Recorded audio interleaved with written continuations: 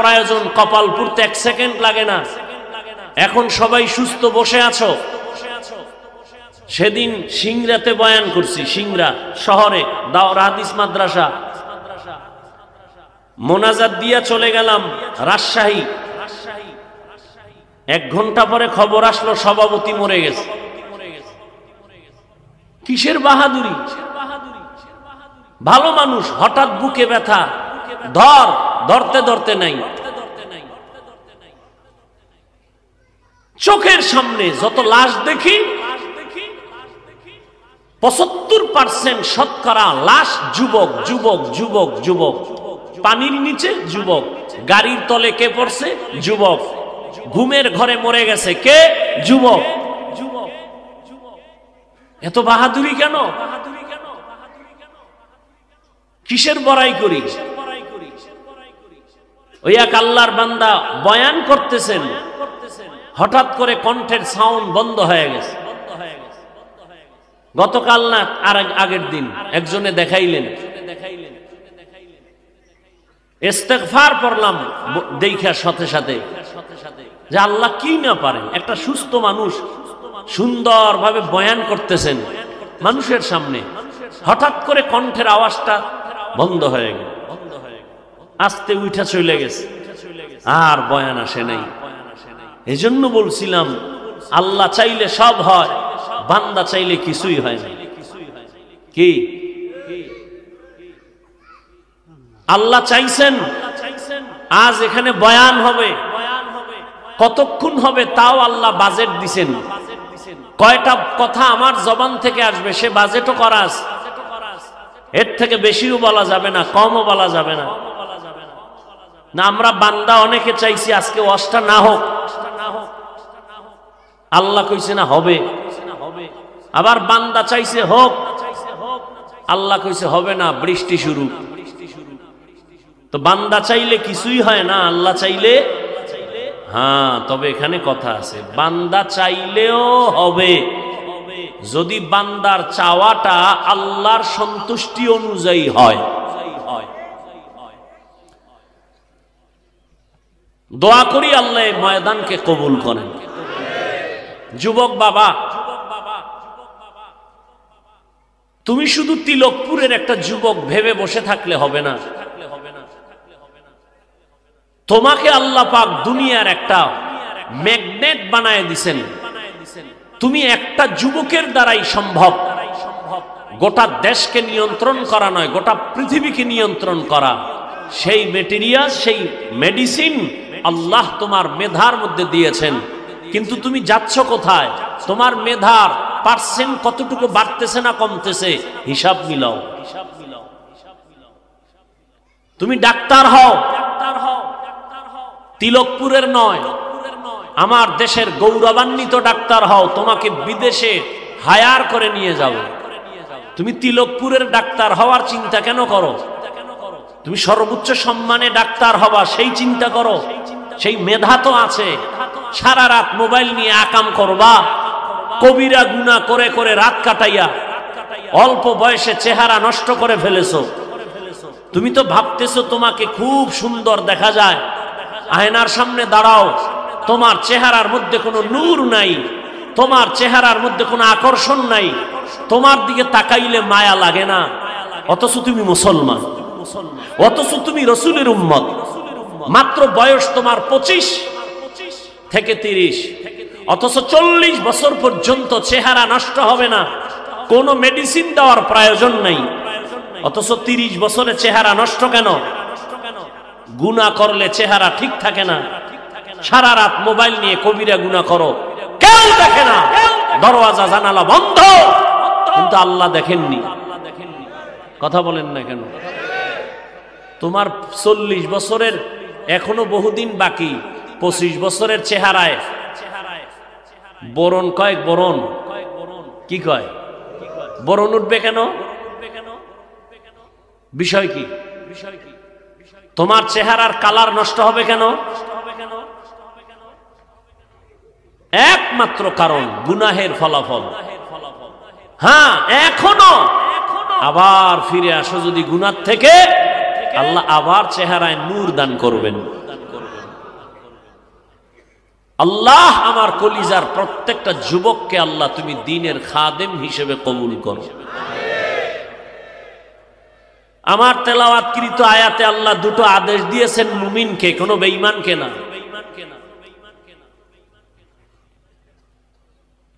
বেঈমানকে দেন না কেন? এর সংক্ষেপ জবাব, কোনো বেঈমান এক সেকেন্ডের জন্য কখনো জান্নাতে যাবে না। জান্নাতে যাবে শুধু মুমিন, শুধু। তবে শুধু মুমিন যে যাবে তাও কত ফিডা কপালে আছে। এরপর দলিল দলিল قال النبي صلى الله عليه وآله وسلم إن بني إسرائيل تفرقت على 72 ملة وتفترق أمتي على 73 ملة كلهم في النار إلا ملة واحدة قالوا من هي يا رسول الله قال ما أنا عليه وأصحابي أو كما قال النبي عليه الصلاة والسلام রহমতের নবী বলেন, আমি মুহাম্মদের আগে এই দেশে একদল উম্মত ছিল, তারা দামি, বড় জ্ঞানী, তবে বড় অতি চালাক। ওই উম্মত হলো মুসা নবীর উম্মত, ঈসা নবীর উম্মত, বনি ইসরাইল। আল্লাহ এদের কত আদর করেছেন। আসমান থেকে আল্লাহ ডাইরেক্ট খানা পাঠাইতেন। এদের আলাদা কোনো রিজিকের কোনো চিন্তা করার প্রয়োজন হতো না। সন্ধ্যাবেলা নিশিরের মতো, কুয়াশার মতো, বৃষ্টির মতো হালুয়া পড়তো আসমান থেকে জমিনে। আর পাখি এক একটা আস্তে আস্তে ছোট পাখি বুনা হয়ে আসতো। আল্লাহ বলছেন, হে মূসা, তোমার উম্মতেরা যেদিন খানা পায় পুরাটাই যেন খায়, চালাকি করে যেন পরের দিনের জন্য না রাখে। যদি রাখে, চালাকি করলে খানা বন্ধ হয়ে যাবে। চালাক এই বনি ইসরাইল খানা পাইয়া মজা দেখা কয়, সব খাইস না, আগামীকাল খাবো, রেখে দাও। পরের দিন থেকে আসমানের খানা বন্ধ হয়ে গেছে। রহমতের নবী বলেন, মুসা নবীর উম্মত ওই বনি ইসরাইল যদি চালাকি না করত, আমার উম্মতেরা কিয়ামত পর্যন্ত বালিশের কিনারায় আসমানের খানা পাইত। গর্তাওয়াক্কুল মিকুনি হর সুবহ শাম میرسانا درست تو ازلا مقام جزبہ حق چی زیم خواز انسو جا فضل او عامست در جملہ جہا হ্যাঁ ঘুম আসতেছে। যদি কয় হ্যাঁ ঘুমায়, এটাও একটা মিথ্যা কথা। কারণ বাঙালি রাতে ঘুমায় না, সারা রাত মোবাইলের হক আদায় করে। সকালবেলা ফজর না পড়ে নাক টেনে ঘুমায়, আর চায়ের দোকানে বয়া চাপাবাজি করে। নাক টেনে ঘুমাও কেন? কয় দেশ স্বাধীন।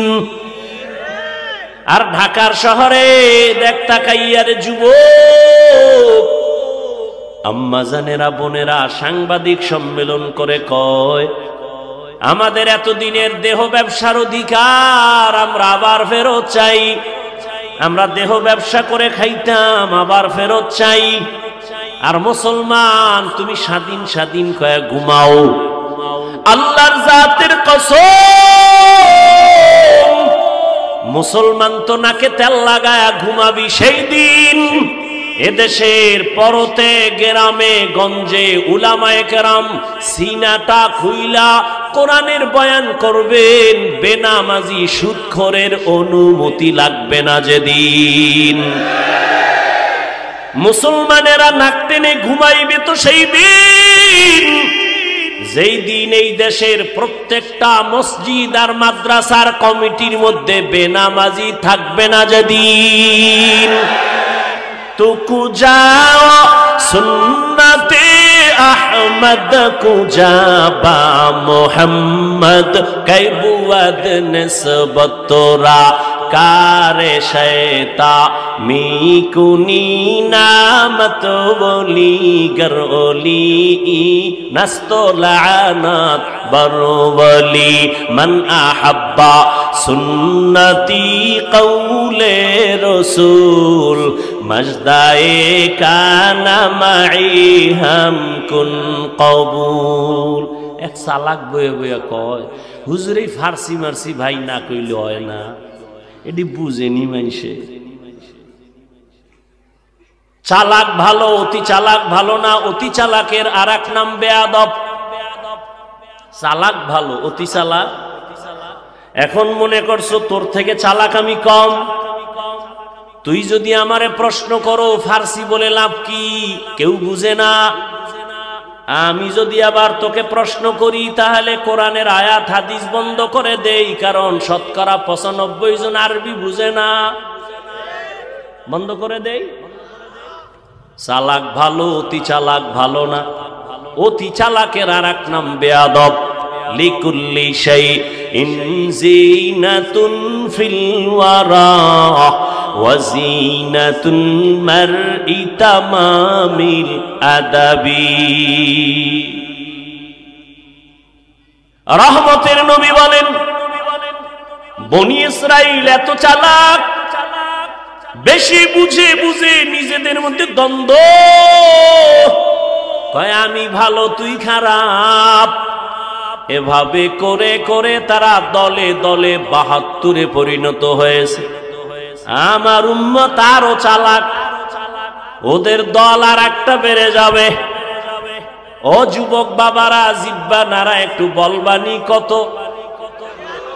কুল্লুহুম ফিন্নার, নবী বলেন সব জাহান্নামে যাবে, ইল্লা মিল্লাতান ওয়াহিদা, এক দল মাত্র জান্নাতে যাবে। তাহলে এক দল যদি জান্নাতে যায়, জাহান্নামী কয় দল? 72। এই কথা কি নতুন শুনছেন? আরো আগেও শুনছেন, কিন্তু এখানে একটা পয়েন্ট আছে, এটা হয়তো বা অনেকে শুনেন নাই। যদি শুনে থাকেন আবার শুনেন। 73 দলের ভেতরে এক দল জান্নাতে যাবে, 72 দল জাহান্নামে যাবে। এই যে 72 দল জাহান্নামে যাবে, এরা কেউ হিন্দু না, বৌদ্ধ না, ইহুদি না, খ্রিস্টান না, এরা সব হবে মুমিন মুসলমান। মনে হয় এই কথাটা অনেকে জানেন না। এই 72 দল জাহান্নামী সব হবে মুসলমান, মুমিনের ভেতরে। এবার বুঝেন, মুমিন যে জান্নাত পাবে কত ভিডা কপালে খাওয়ার পর। জিন্দেগি মে বন্দগি তু কর নাহি, খারাপ লাগে না? জিন্দেগি মে বন্দগি তু কর নাহি, জিন্দগি বে বন্দগি শর্মিন্দা হে, জিন্দগি বে বন্দগি শর্মিন্দা হে। যুবকেরা ভাল লাগে? একতারা হইলে একটু মজা পাইতি। কারণ এখন বাংলাদেশের যুবক তো আপডেট হয়ে গেছে, বাংলা হুনে না, সব হিন্দি। মোবাইলে হিন্দি গান লাগাইয়া লাফায়। লাফাও কেন অর্থ জানুনি, আব্বাও জানে না, আমিও জানি না। লাফাও কেন কয় মজা লাগে। এরে যুবক, ঘুমের মধ্যে মানুষ মরেনি, এই চিন্তাটা যদি বালিশে মাথা লাগায় করতি, যে ঘুমের মধ্যে যদি আজরাইল এসে হাজির হয়, আর আজরাইল আইসা যদি তাকায় দেখেন আমার কানের মধ্যে গানের তার ঢুকানো, মুসলমান হিসাবে যদি চিন্তা করতি, কানের মধ্যে গানের তার লাগায় ঘুমাতে পারতি না। আল্লাহর ভয় তাকওয়া নাই, এ কারণে বয়ান তো তুমিও জানো, এরপরও আমলের খাতা বড় শূন্য। এর কারণ কি? একমাত্র কারণ জাহান্নামের আযাবের ভয় অন্তরে নাই, তাকওয়া নাই। হারকে দারাত খৌফে হক দার দিল মাদাম